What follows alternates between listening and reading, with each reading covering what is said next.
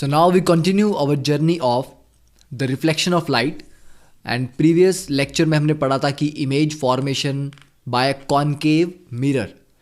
तो अभी हम स्टार्ट करेंगे image formation by convex mirror. देखिए, तो इस पर्टिकुलर कॉन्सेप्ट को समझने के लिए एक्टिविटी 10.5 दी गई है एनसीईआरटी में। तो उसके अकॉर्डिंग आप एक कॉन्वेक्स मिरर लो, ठीक है, एक हाथ में कॉन्वेक्स मिरर पकड़िए और दूसरे हाथ में एक पेंसिल लेके कॉन्वेक्स मिरर के सामने, अब देखो पेंसिल को आपको अपराइट पोजीशन में रखना है, ठीक है, मतलब इस तरह से आपके पास ये कॉन्वेक्स मिरर है, इसके सामने आपने पेंसिल को पकड़ा है। अब इस पेंसिल की जो इमेज बन रही है, पहली चीज आपको ये चेक करनी कि इस डिस्टेंस पे जो इमेज है वो इरेक्ट बन रही है या वो एकदम उल्टी है, मतलब इन्वर्टेड है, ठीक है, और क्या ये डिमिनिश्ड है साइज में, इसका साइज पेंसिल की एक्चुअल साइज से छोटा है या पेंसिल आपको ज़्यादा बड़ी दिखाई दे रही है। और अगर हम पेंसिल को धीरे धीरे मिरर से दूर लेके जाएं या मिरर के नज़दीक लेके आएं, तब इसकी इमेज पे और उसके साइज पे क्या इफेक्ट पड़ता है, ठीक है। तो ये एक्टिविटी आप घर पे ट्राई कर सकते हैं। अब इस एक्टिविटी को रे डायग्राम के थ्रू हम कैसे एनालाइज करेंगे वो देखते हैं। तो देखिए, अब जब हम कॉन्वेक्स मिरर की बात करते हैं तो कॉन्वेक्स मिरर में हम सिर्फ दो पोजीशंस पे ऑब्जेक्ट को रखते हैं, ठीक है। दो ही पोजीशन पे क्यों? कॉनकेव में तो हमने कहाँ रखा था? इन्फिनिटी पे रखा था, ठीक है। फिर सेंटर ऑफ कर्वेचर से आगे रखा था, तो at a distance greater than C. फिर सेंटर ऑफ कर्वेचर पे रखा था, फिर फोकल पॉइंट पे रखा था, ठीक है, मतलब सेंटर ऑफ कर्वेचर और फोकल के बीच में रखा था। फिर फोकस पॉइंट पे रखा था, फिर फोकस और पोल के बीच में, ठीक है। तो हमारे पास काफ़ी ज़्यादा कंडीशंस थी। पर यहाँ पर क्या होता है कि कॉन्वेक्स मिरर में पोल तो यहाँ पर है, पर उसका जो प्रिंसिपल फोकस है वो मिरर के पीछे है। तो मिरर के पीछे तो हम ऑब्जेक्ट तो नहीं रख सकते, क्योंकि ऑब्जेक्ट तो मिरर के सामने ही होना चाहिए। तो ये प्रिंसिपल फोकस भी पीछे है और सेंटर ऑफ कर्वेचर भी पीछे है। इसीलिए हमारे पास सिर्फ दो ऑप्शन बचती हैं कि या तो आप ऑब्जेक्ट को रखो इन्फिनिटी पे या आप ऑब्जेक्ट को रखो eight a distance lesser than infinity, मतलब थोड़ा नज़दीक, ओके। तो यहां पर फर्स्ट केस देख लिए, and the object is at infinity, ठीक है, बहुत दूर ऑब्जेक्ट रखा हुआ है। अब यहां पर क्या होगा? जब ऑब्जेक्ट इन्फिनिटी पे होता है तो उससे आने वाली जो सारी की सारी रेज हैं वो कैसी होती हैं? Parallel to the principal axis और डिफ्लेक्ट होके ऐसे बाहर चली जाएंगी। अब इन रेज को अगर पीछे की तरफ मिरर के पीछे एक्सटेंड किया जाए तब ये इस इमेजिनरी पॉइंट पे जाके फोकस होती हैं, ठीक है। तो जिस पॉइंट पे ये पैरेलल रेज सारी फोकस होती हैं, ये पॉइंट हो गया हमारा प्रिंसिपल फोकस। तो इन्फिनिटी पे जब ऑब्जेक्ट होगा तो उसकी जो इमेज बनेगी वो यहां पर बनेगी, और इमेज कैसी बनी होगी? पॉइंट साइज इमेज, क्योंकि दोनों रे जब आपस में इंटरसेक्ट कर रही हैं, ये बिल्कुल एक पॉइंट पे कर रही हैं, ठीक है, और वो पॉइंट एग्जैक्टली प्रिंसिपल एक्सिस पे है, एक्सिस से ऊपर भी नहीं और एक्सिस से नीचे भी नहीं है। तो इसलिए जो इमेज बनेगी वो पॉइंट इमेज बनेगी। अब सेकंड केस कि अब ऑब्जेक्ट को हम थोड़ा नजदीक लाते हैं। Now object is eight a distance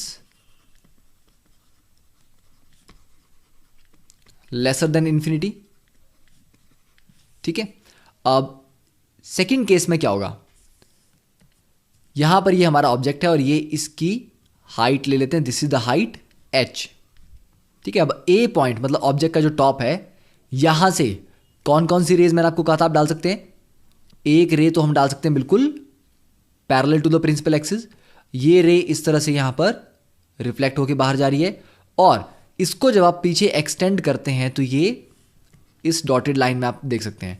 दूसरी रे वहां से आप सेंटर ऑफ कर्वेचर को मिलाते हुए एक रे डाल सकते हैं, ठीक है। अब सेंटर ऑफ कर्वेचर को मिलाते हुए का मतलब है कि ये रे मिरर पे परपेंडिकुलर पड़ रही है, तो ये जिस रास्ते से आई थी उसी रास्ते से ये रे वापस भी चली जाएगी।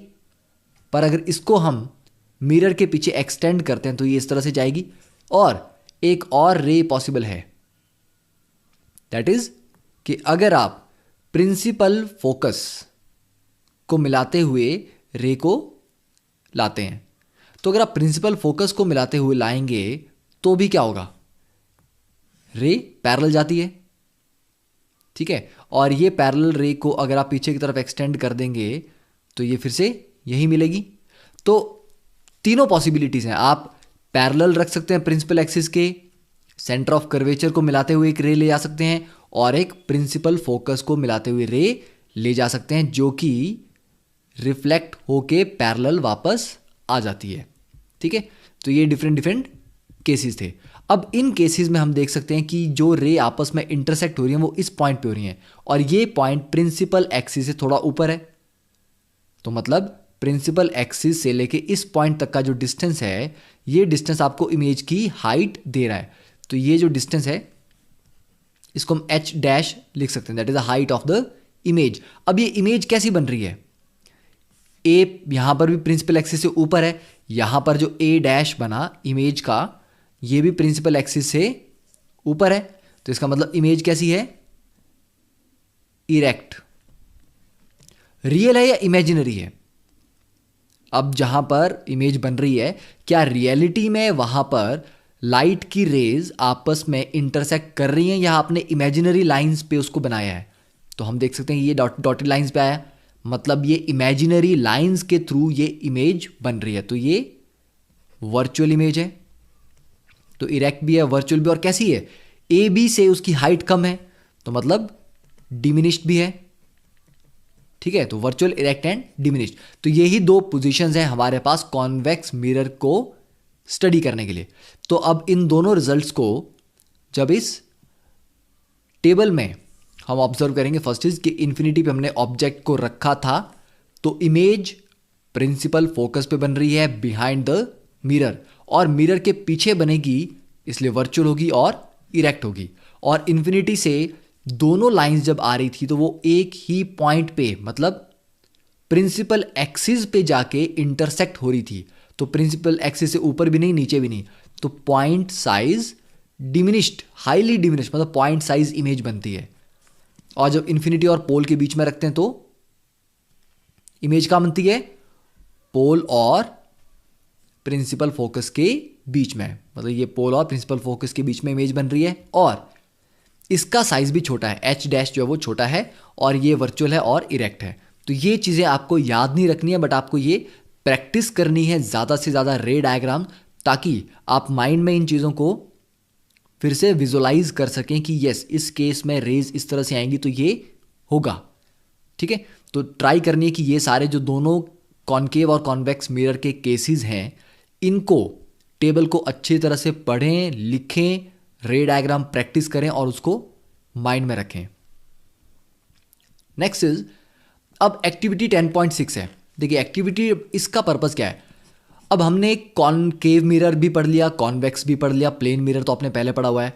तो अब इनका पूछना है कि which of these mirrors will give the full image of a large object. अगर आप मिरर के सामने एक बहुत बड़ा ऑब्जेक्ट रखते हैं तो इन तीनों में से, मतलब कॉनकेव, कॉन्वेक्स और प्लेन मिरर में से कौन सा मिरर उस बड़े ऑब्जेक्ट को कंप्लीटली इमेज में दिखा सकता है, मतलब आप उस मिरर पे पूरी इमेज देख पाओ बहुत बड़े ऑब्जेक्ट की। मान लो आप दूर पड़े किसी पेड़ को देख रहे हैं या दूर किसी बिल्डिंग को उसमें मिरर में देख रहे हैं, तो कौन सा मिरर आपको बहुत बड़े ऑब्जेक्ट की भी पूरी इमेज दिखा पाएगा? तो ऑब्वियसली बात है, क्या करेंगे हम, एक्टिविटी करेंगे। तो let us observe the image of a distance object. मान लीजिए एक दूर लगे हुए पेड़ की हम इमेज देखते हैं, किस में देखते हैं, पहले प्लेन मिरर में। तो क्या आपको फुल लेंथ इमेज दिखती है? अभी तो आप एक्टिविटी करेंगे तभी आपको पता चलेगा, पर आप देखेंगे कि आपको फुल लेंथ इमेज एक बड़े पेड़ की या किसी बिल्डिंग की नहीं दिखेगी प्लेन मिरर में, ठीक है।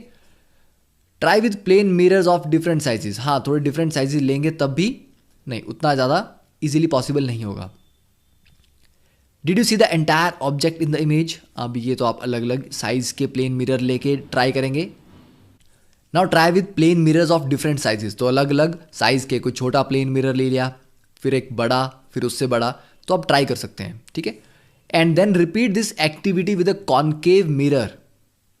फिर कॉनकेव मिरर में आप ट्राई कर सकते हैं देखने की, फिर कॉन्वेक्स मिरर में, ठीक है। तो इन सभी एक्टिविटीज़ के बाद आप बता पाएंगे कि उसी साइज़ का जब आपने प्लेन मिरर लिया, कॉनकेव लिया, कॉन्वेक्स मिला, तो आपको एक बड़े ऑब्जेक्ट की इमेज किस में कंप्लीट या फुल लेंथ इमेज दिखाई दी। देखिए, अब इसको हम कुछ पिक्चर्स के थ्रू स्टडी करते हैं कि इसी एक्टिविटी को, क्योंकि अब एक्टिविटी करके तो मैं आपको यहाँ नहीं दिखा सकता। अब ये पिक्चर है, this is from animations.physics.unsw.edu, Australian physics website है। नाउ अब यहाँ पर ये जो ऑथर हैं, ये फर्स्ट केस है कॉन्वेक्स मिरर का और दूसरा केस है यहाँ पर कॉनकेव मिरर का। तो देखिए, कॉन्वेक्स में इनकी इमेज तो आप देख ही पा रहे हैं, पर इमेज कैसी है? इमेज छोटी है, मतलब जो ह्यूमन बॉडी है उसकी इमेज थोड़ी छोटी बन रही है। तो इस इमेज में आप पीछे रखी जो लगी खिड़की है वो भी देख सकते हैं, यहाँ पे एक ट्राईपॉड रखा गया है, कैमरा, वो भी देख सकते हैं, ठीक है, टेबल। तो मतलब काफ़ी सारी चीज़ें आपको दिखाई दे रही हैं। पर कॉनकेव में फेस कितना एनलार्ज्ड, बड़ा दिखाई दे रहा है और आसपास का कोई ऑब्जेक्ट नहीं दिखाई दे रहा। तो इसी से आपको हिंट मिल जाना चाहिए कि कॉन्वेक्स में जितनी बड़ा ऑब्जेक्ट था उसकी इमेज थोड़ी छोटी बनती है, ठीक है। देखिए, इमेज थोड़ी छोटी होगी यहाँ पर इमेज एनलार्ज हो गई है, ओके। तो कॉन्वेक्स में अगर बहुत बड़े ऑब्जेक्ट को भी आप देखेंगे तो उसकी इमेज बहुत छोटी बनेगी। छोटी बनने की वजह से वो आप मिरर में उस बड़े ऑब्जेक्ट को देख सकते हैं, ठीक है। देखिए, बिल्डिंग की इतनी बड़ी दीवार आपको यहाँ पर दिखाई दे रही है इस विंडो में, पर यहाँ पर ऐसा कुछ नहीं है। तो मतलब हम आइडिया लगा सकते हैं कि कॉन्वेक्स मिरर में ही हमें एक बड़े ऑब्जेक्ट की फुल लेंथ इमेज देखने को मिलेगी, ठीक है। अब आप में से कुछ बच्चों ने हो सकता है कि ये इस तरह का मिरर भी लगा हुआ कभी सड़कों पे देखा हो, ठीक है। इंडिया में तो ये बहुत कॉमन चीज़ नहीं है, पर कभी कभी क्या होता है, मान लीजिए आपकी गाड़ी यहाँ से आ रही है और यहाँ पर आपका ये मेन रोड है। अब आपको नहीं पता कि यहाँ से कोई गाड़ी आ रही है या यहाँ से आ रही है, क्योंकि आप यहाँ तो देख नहीं सकते, ठीक है। यहाँ पर मान लीजिए यहाँ पर कोई बिल्डिंग्स हैं, यहाँ पर भी। तो क्या होता है कि यहाँ पर अगर हम इस तरह का एक कॉन्वेक्स मिरर लगा पाएँ, क्योंकि कॉन्वेक्स मिरर इस तरह से इस साइड का भी थोड़ा मिरर होगा, आर्क में होगा, यहाँ भी थोड़ा मिरर होगा, तो यहाँ वाले ऑब्जेक्ट की इमेज भी आपको दिखाई देगी, यहाँ वाले ऑब्जेक्ट की इमेज भी आपको दिखाई देगी, ठीक है। तो आप आइडिया लगा सकते हो कि यहाँ और यहाँ से कोई गाड़ी तो नहीं आ रही, तो आपको स्लो डाउन होना है, क्या करना है क्या नहीं करना है। तो इस तरह के मिरर बहुत ही हेल्पफुल होते हैं ट्रैफिक में होने वाले छोटे छोटे एक्सीडेंट्स को अवॉइड करने के लिए, ठीक है। तो बाहर की कंट्रीज़ में आपको ये बहुत फ्रिक्वेंटली देखने को मिलेंगे। इवन अब इंडिया में भी इनकी इंस्टॉलेशंस काफ़ी बढ़ गई हैं, ठीक है। तो आप देख सकते हैं इस मिरर में इतनी बड़ी बिल्डिंग को इस मिरर में हम देख सकते हैं। तो मतलब कॉन्वेक्स मिरर बड़े बड़े ऑब्जेक्ट की भी छोटी इमेज बनाता है, इसीलिए आप बहुत बड़े ऑब्जेक्ट को देख पाते हैं। ये देखिए पीछे, इसके पीछे ये पूरी की पूरी बिल्डिंग आप यहाँ देख सकते हैं, पूरा रोड आपको दिखाई दे रहा है, पेड़ दिखाई दे रहे हैं। यही चीज़ कॉनकेव में देखोगे तो नहीं दिखेगी, क्योंकि उसमें इमेज एनलार्ज हो जाती है, बड़ी हो जाती है, ठीक है। तो शायद आपको आंसर मिल गया एक्टिविटी का कि कॉन्वेक्स मिरर में हम एक बड़े ऑब्जेक्ट की फुल लेंथ इमेज देख सकते हैं। अब नेक्स्ट चीज़ है कि जो गाड़ियों में रियर व्यू मिरर लगा होता है उसमें क्यों लिखा होता है objects in the mirror are closer than they appear.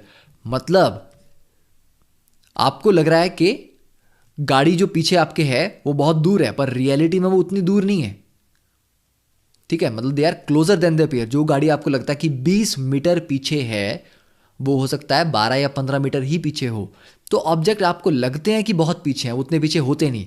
तो ऐसा इसलिए क्योंकि ये जो मिरर है ये भी एक कॉन्वेक्स मिरर है, इसलिए ये बहुत बड़े बड़े ऑब्जेक्ट, मतलब आपके गाड़ी के पीछे हो सकता है बड़ा ट्रक आ रहा हो, ठीक है। तो अब अगर ट्रक होगा और आप कॉनकेव मिरर यूज़ करोगे तो ट्रक तो और भी बड़ा दिखेगा, तो इस पूरे मिरर से बाहर हो जाएगा, आप देख ही नहीं पाओगे। तो इतना बड़ा रोड भी आपको देखना है, उस पर चलने वाली गाड़ियाँ भी दिखनी चाहिए, तो इसलिए कॉन्वेक्स मिरर यूज़ करते हैं ताकि इमेजेस, ऑब्जेक्ट की जो इमेजेस हैं वो छोटी बने, ताकि ज़्यादा एरिया आप देख पाएँ, ठीक है, तो अब इसी पे बेस्ड है what are the uses of convex mirror. तो convex mirror are commonly used as rear view mirrors in the vehicles, and उससे क्या होता है, this enables the driver to see traffic behind him or her to facilitate safe driving। ठीक है, उसको ज़्यादा क्यों दिखता है? अब convex mirror are preferred because they give erect image, मतलब इमेज सीधी बनेगी, ऐसा नहीं कि पीछे ट्रक आ रहा है वो आपको उल्टा दिख रहा है। तो कॉन्वेक्स मिरर में इमेज भी इरेक्ट बनती है, छोटी बनती है, तो आप ज़्यादा चीज़ें देख पाते हैं मिरर में।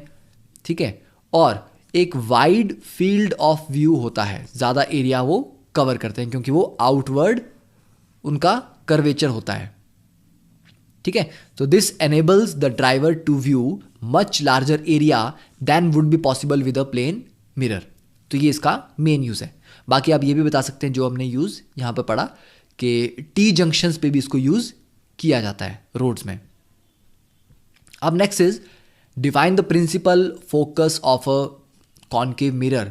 तो प्रिंसिपल फोकस आप बता सकते हैं कि इन्फानाइट से आने वाली लाइट रेज, जो कि पैरेक्सियल रेज की बात कर रहे हैं, मतलब प्रिंसिपल एक्सिस के पैरेलल होंगी और बहुत दूर नहीं होंगी।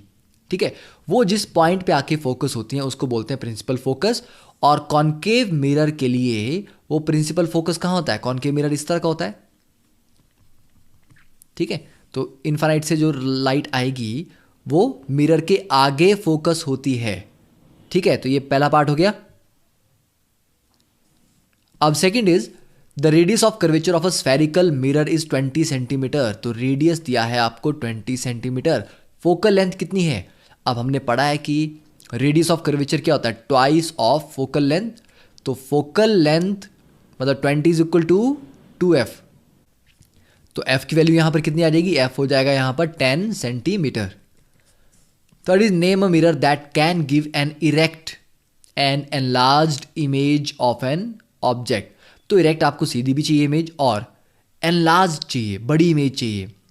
अब अभी हमने पढ़ा कि कॉन्वेक्स मिरर में तो दोनों की दोनों जो इमेजेस थी वो कैसी थी? डिमिनिश्ड। ठीक है, एनलार्ज नहीं थी। एनलार्ज इमेज किस में थी? कॉनकेव मिरर में। ठीक है, तो कॉनकेव मिरर में अगर आप किसी ऑब्जेक्ट को पोल और प्रिंसिपल फोकस के बीच में रखते हैं तो हमें वर्चुअल इमेज मिलती है और एक्चुअली वो एनलार्ज्ड भी होती है और वो इरेक्ट भी होती है। ठीक है, तो कॉनकेव मिरर का केस आप लिख देंगे, साथ में आप इसमें रे डायग्राम अगर ड्रॉ करेंगे तो बहुत ही अच्छा होगा। ठीक है, उससे आप एग्जैक्टली दिखा सकते हैं कि अगर ऑब्जेक्ट को पोल और प्रिंसिपल फोकस के बीच में रखा जाए तब जाके उसकी इमेज बिहाइंड द मिरर बनती है, तो वर्चुअल होती है, इरेक्ट होती है और साइज में बड़ी होती है, दैट इज एनलार्ज्ड होती है। Why do we prefer a convex mirror, ये हमने अभी पढ़ लिया है, तो वो पैराग्राफ एग्जैक्टली आप लिख सकते हैं। अब नेक्स्ट देखिए sign convention for reflection by spherical mirror, कि अब एक मिरर फॉर्मूला हम पढ़ेंगे इसके बाद, तो उस फॉर्मूले को समझने के लिए, अप्लाई करने के लिए हम एक साइन कन्वेंशन समझेंगे। Now this particular sign convention, इसको क्या बोलते हैं? The new Cartesian sign convention. ठीक है, क्या है? New Cartesian sign convention.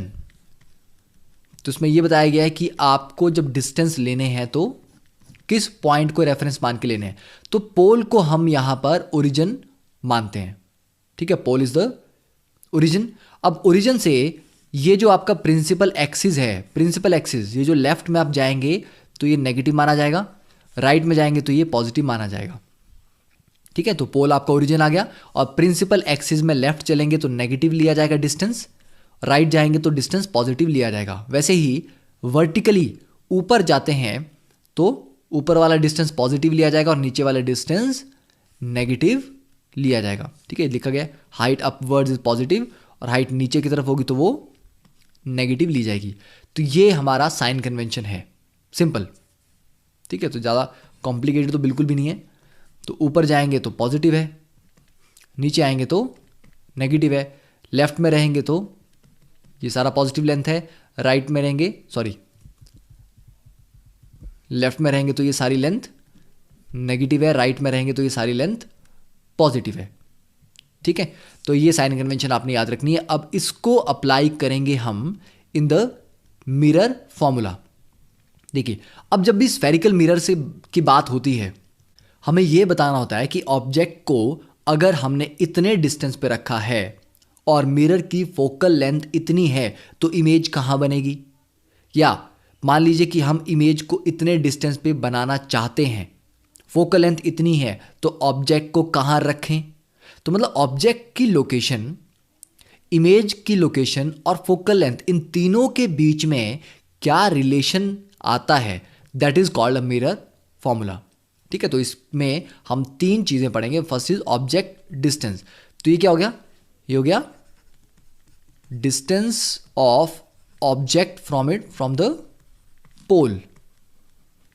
कौन सा पोल, बिजली का पोल नहीं, स्फेरिकल मिरर का पोल। अब ऑब्जेक्ट डिस्टेंस को डिनोट किया जाता है स्मॉल यू से। ओके, तो मतलब अगर पोल से लेफ्ट में होगा तो नेगेटिव लेंगे, राइट में होगा तो पॉजिटिव लेंगे। इमेज डिस्टेंस सेम चीज, मतलब इमेज कहाँ बन रही है, तो ये डिस्टेंस भी कहाँ से लेना है, it is the distance of image from pole. बाकी आप आगे लिख सकते हैं कि on the left of the pole it is negative, on the right of the pole it is positive, और इसको डिनोट किया जाता है स्मॉल v से। फोकल लेंथ को डिनोट करते हैं हम स्मॉल f से, और फोकल लेंथ क्या होती है तो आपको पता ही है। ठीक है, डिस्टेंस ऑफ प्रिंसिपल फोकस, ठीक है, जो प्रिंसिपल फोकस है हमारा कैपिटल F, उसका डिस्टेंस फ्रॉम द पोल। और इसमें जो रेडियस ऑफ कर्वेचर होता है that is twice of focal length, ये भी हमें पता है। तो ये हमारे बेसिक तीन फंडामेंटल हो गए। ठीक है, अब जो फॉर्मूला आता है mirror formula, that is 1/v plus 1/u is equal to 1/f। ये फॉर्मूला अब आपको याद रखना है। तो इस फॉर्मूले में हम वैल्यूज पुट करेंगे, और जब भी वैल्यू पुट करेंगे हमेशा साइन का ध्यान रखना है, क्या पोल से लेफ्ट में है या राइट में है, ऊपर है डिस्टेंस या नीचे की तरफ है। अब स्टार्ट करते हैं विद मैग्निफिकेशन। देखिए, मैग्निफिकेशन को आप इसके नाम से मत समझिए कि मैग्निफिकेशन का मतलब है कि हमेशा ये साइज में ज़्यादा ही होगी। ठीक है, मतलब कोई भी इमेज मैग्नीफाई हो रही है, ऑब्जेक्ट से बड़ी है। मैग्निफिकेशन सिर्फ ये बताता है कि इमेज का साइज ऑब्जेक्ट के साइज के कंपैरिजन में बड़ा है या छोटा है। अगर मैग्निफिकेशन की वैल्यू, जिसको हम m से डिनोट करते हैं स्मॉल m से, अगर मैग्निफिकेशन की वैल्यू 1 आ रही है, मतलब साइज दोनों के आपस में बराबर है, जिस हाइट का ऑब्जेक्ट था उसी हाइट की इमेज बन रही है। अगर मैग्निफिकेशन लेस देन 1 है तो इमेज छोटी है, और ग्रेटर देन 1 है तो इमेज ज़्यादा बड़ी है, मतलब एनलार्ज्ड इमेज है। तो मैग्निफिकेशन हमारे को साइज का इंफॉर्मेशन प्रोवाइड करता है कि इमेज ऑब्जेक्ट के रिस्पेक्ट में कैसी है। ठीक है, तो क्या लिख सकते हैं मैग्निफिकेशन को, it gives the relative extent to which the image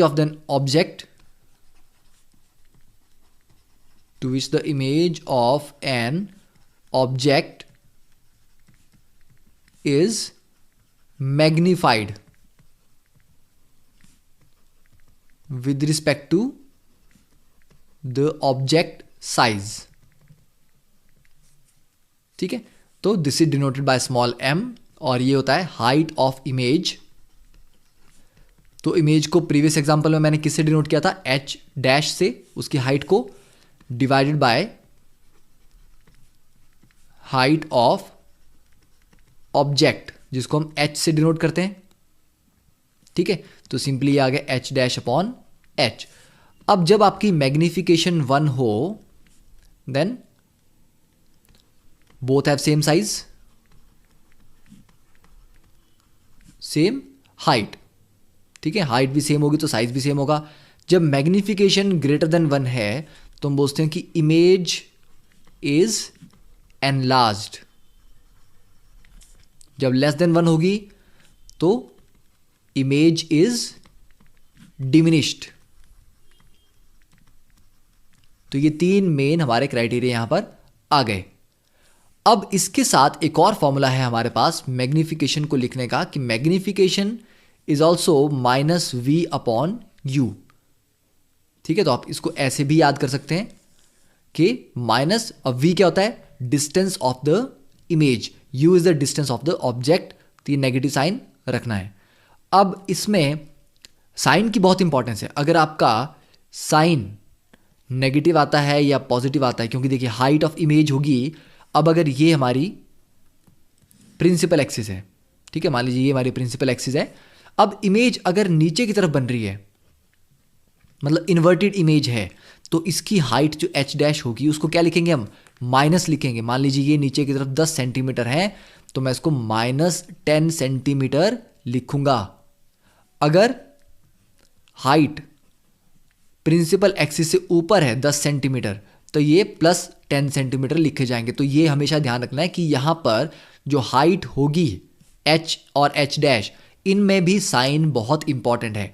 तो साइन नेगेटिव का मतलब क्या है, ऑब्जेक्ट तो हमेशा जनरली हमारा इसके ऊपर ही होता है, प्रिंसिपल एक्सिस से ऊपर की तरफ ही होता है। अब इमेज अगर उसकी नीचे बनेगी, मान लीजिए ये हमारा ऑब्जेक्ट था 10 सेंटीमीटर और इमेज उसकी -10 सेंटीमीटर आ रही है, तो क्या होगा, -10/10 -1, तो minus sign, if m is negative then it is negative का मतलब क्या होगा, ये रियल इमेज है, क्योंकि रियल इमेज ही इन्वर्टेड बनती है। जो वर्चुअल इमेज है वो हमेशा इरेक्ट होती है।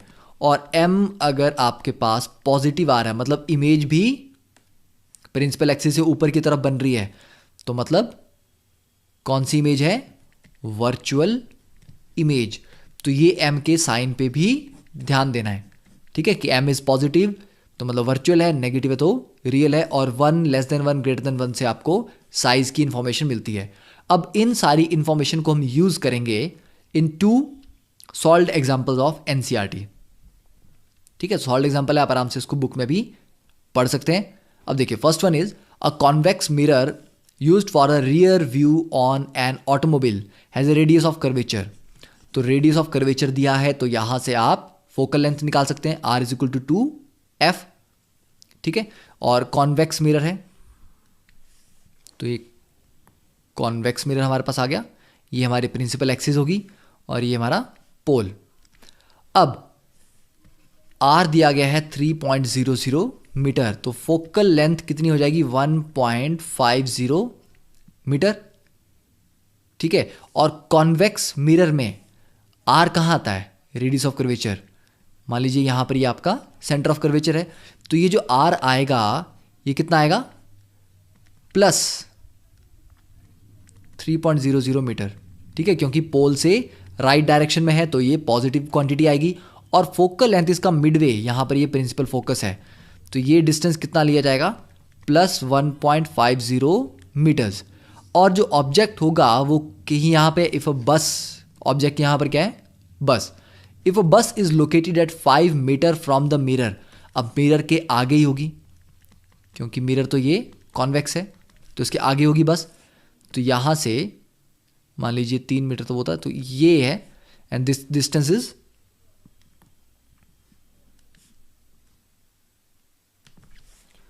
तो ये जो डिस्टेंस है टोटल, अब इसको कैसे लिखेंगे, -5.00 मीटर, ठीक है, दिस इज द बस यहाँ पे। तो अब बताना है find the position, nature and size of image.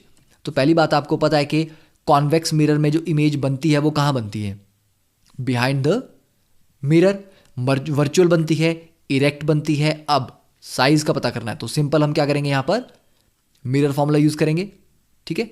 तो 1/v + 1/u is equal to 1/f।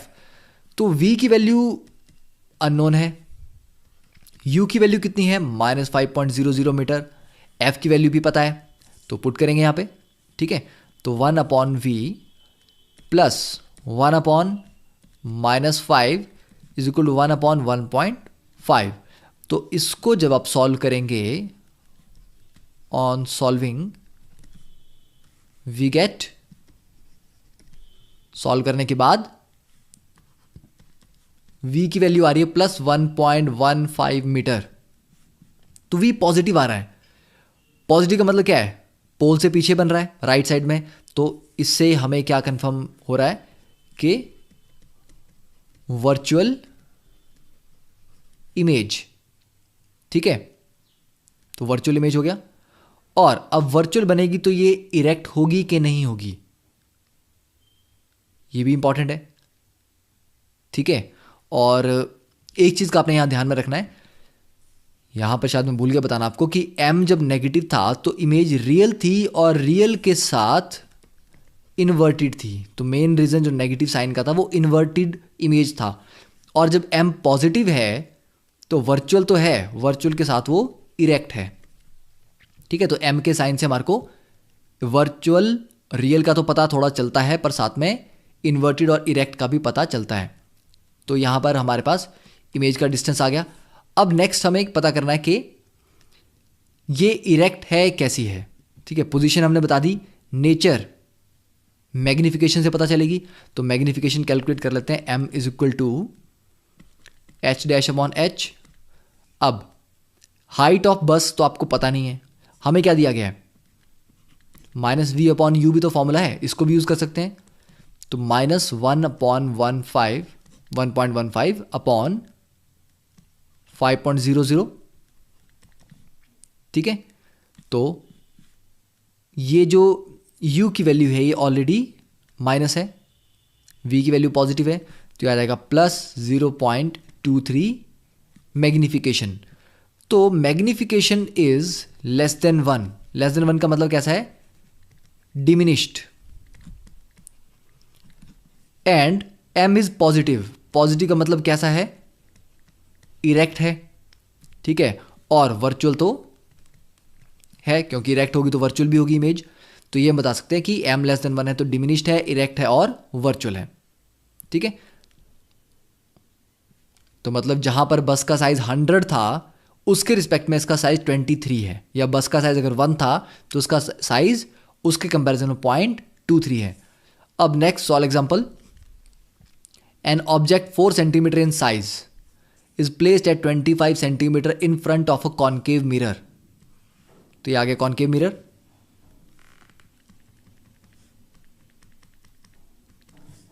ठीक है। Let us say this is the principal focus. अब इन फ्रंट तो मतलब 25 सेंटीमीटर, ऑब्जेक्ट है 4 सेंटीमीटर इन साइज, तो मान लीजिए ये 25 सेंटीमीटर आ गया, और लेफ्ट में है तो -25 लिखेंगे इसको। और इसकी हाइट कितनी है, ऑब्जेक्ट की हाइट यहां पे है 4 सेंटीमीटर। अब ये 4 प्रिंसिपल एक्सिस से ऊपर है तो ये +4 रहेगा, ठीक है। तो मतलब यहां पर आपको क्या मेंशन है, h जो है दैट इज +4 सेंटीमीटर, ऑब्जेक्ट का जो डिस्टेंस है u that is -25 centimetre, focal length, अब इसकी फोकल लेंथ भी कहाँ होती है, ये फोकल लेंथ होगी और यहाँ पर सेंटर ऑफ कर्वेचर आएगा c, तो फोकल लेंथ भी नेगेटिव आएगी, तो f is equal to -15 centimetre, ठीक है। तो ये 3 आपको चीज़ें दी गई हैं। इमेज का डिस्टेंस अननोन है, इमेज की हाइट ये भी अननोन है। तो फर्स्ट इक्वेशन अप्लाई करेंगे, mirror formula 1/v + 1/u is equal to 1/f, तो 1/v + 1/-25 इज इक्वल टू 1/-15। तो ऑन सॉल्विंग क्या देगा, आफ्टर सॉल्व करने पे आपके पास v की वैल्यू आ जाएगी -37.5 सेंटीमीटर। तो v नेगेटिव आ रहा है, मतलब लेफ्ट में बन रही इमेज, ठीक है। तो इमेज कॉनकेव मिरर में हमें पता है कि रियल बनती है, ठीक है, क्योंकि यहां पर ये लेफ्ट में बन रही, जब इसमें वर्चुअल बनती है तो वो राइट साइड में बनती है पोल के, तो इमेज इज रियल। और बाकी तो हमें पता ही है कि कॉनकेव मिरर में रियल भी होती है, इन्वर्टेड भी होती है। हाँ, साइज के बारे में बताना है तो मैग्निफिकेशन कैलकुलेट करेंगे। तो मैग्निफिकेशन के लिए हमारे पास क्या फॉर्मूला है, h-h या -v/u। तो यहां पे अब हम क्या लिख सकते हैं, h- अननोन है, h की वैल्यू नोन है, v और u दोनों नोन है। तो इस फॉर्मूले को यूज करके हम बोलते हैं कि h dash is equal to h into minus v upon u. ठीक है, एच की वैल्यू कितनी है हमारे पास, हाइट इज +4 इंटू, अब v की वैल्यू -37.5 है, तो माइनस ऑफ v कितना हो जाएगा 37.5 अपॉन u की वैल्यू कितनी है -25। तो यहां से सॉल्व करने पे h डैश की वैल्यू हमारे पास आती है -6.0 सेंटीमीटर।